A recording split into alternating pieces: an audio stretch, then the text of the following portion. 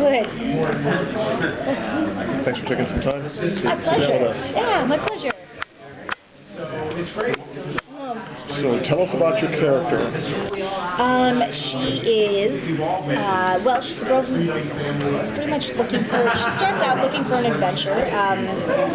She gets more than she's asked for, sort of thing. And she has to kind of, when everything happens with her brother, now she's on a mission to the ends of the earth to try and save her brother and get him back. Yeah. Do you enjoy the physical aspects? I mean, you've got kind of a kick-butt thing going. Yeah, I love it. I love it. I personally like martial arts. I used to try to kickboxing and stuff myself, so I was right in there. Can I do whatever? Let me do stunts. And I'm like, you're gonna hurt yourself. I'm very clumsy, so like I'll walk off and stuff. But I love it. I'm like, I'm fine. They're like, you're bleeding. No, it's fine. Yeah, it's good. I love it. So how did you prepare for your character on the show? Did you take any training, survival courses, or anything like that? I didn't take any survival courses yet. I did do a bit of reading, and one of the other actors is kind of is involved in stuff like that. So we've kind of gone over some survival stuff. What it is that you would take, pine needles or Kindle, that you would use those for wood, to sort of to just be aware. You're constantly aware of your surroundings, right? If you're in a situation where you don't have anything, you're always resourceful. You have to be on point with everything. So that's really interesting for me. And I'm learning as I go. I'm still cool. Oh, go ahead. Since there's not many technology involved, how grueling was the set of the sets are so beautiful. We walk out and it's just like you really just fall into it as soon as you get onto the set and just look around at the work that's gone into it, and it just puts you into that frame of mind and into that environment. They do a great job. Do you value more certain stuff now, like helicopters or hot water? Absolutely. Well, hot water, I've been backpacking, so I've gotten used to that. All around in the shower, and you're like, oh, wow. Yeah, exactly. But I think, one thing that I did realize is when we were filming the pilot, I was thinking, if this happened right now, my family's all in Canada, and my boyfriend at the time was in Africa. My boyfriend now, but at the time was in Africa. And I was like, well, how would that? I mean, I probably wouldn't see him. And my family, I would just be on a trek to get back, and I'm so close to my family. So that would, it almost brought me to tears just thinking of being that far away from them, and I would be on my own, right? Because everybody would be on their own agenda to get back to their own families. So you would just be on your own trying to get back home. It's scary, right? I think I could do it. You know what I mean? Has this all made you more prepared, say, if you're going to have an earthquake or a fire or something like that? Have you put this all into your life? Yeah, well, Eric gave us as a gift when we were done filming. He gave us a survival kit backpack.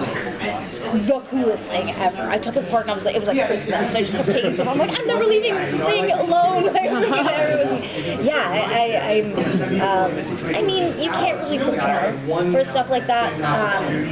You think you know what you would do. You don't really know until you're in it. All the best that you can do is educate yourself as to what you need, and that way you just hope that panic won't set in, and you'll be able to actually things that you need to do to survive. What is your most memorable moment for filming the pilot? Memorable moment.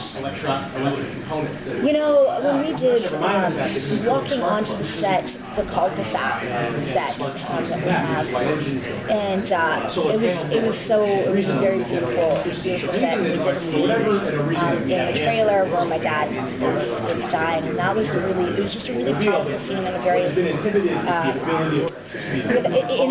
being outside around so many people and just the stillness and the quiet of everybody. that was around. I think it just kind of, for all of us, made us think about that, you know, even with your families and your parents and stuff. And so it was a really kind of touching day, very, for all of us, we were just all kind of pretty chill on set. That was probably the one that sticks out the most, but it was just all around a really fun, cool place to be around.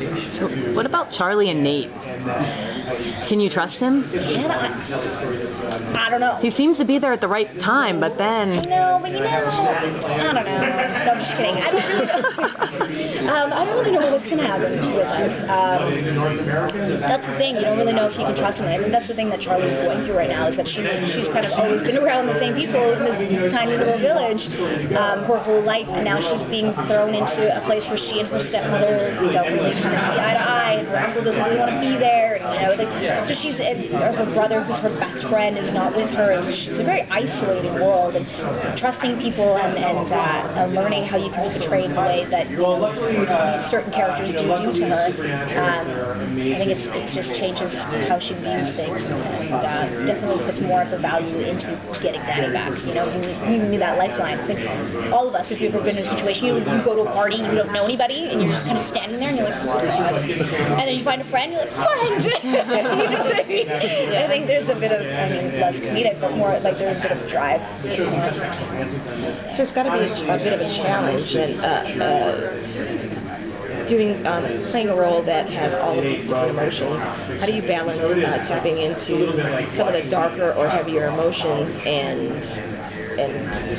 your life, and you know? Yeah, you know, I don't know. It just kind of, I guess I just really think when we're doing this scene, I just really think about what it would be like for me. Like, everybody has different methods as to how they kind of get into it and how you can kind of distance yourself from it.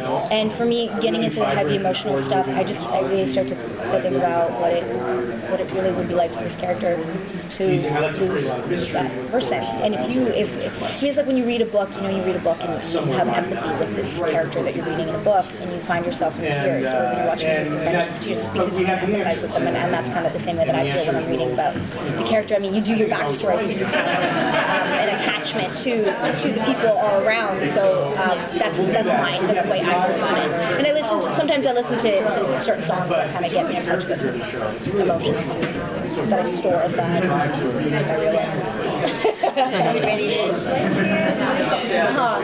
I think that's it. Well, thanks. Thank you guys very much.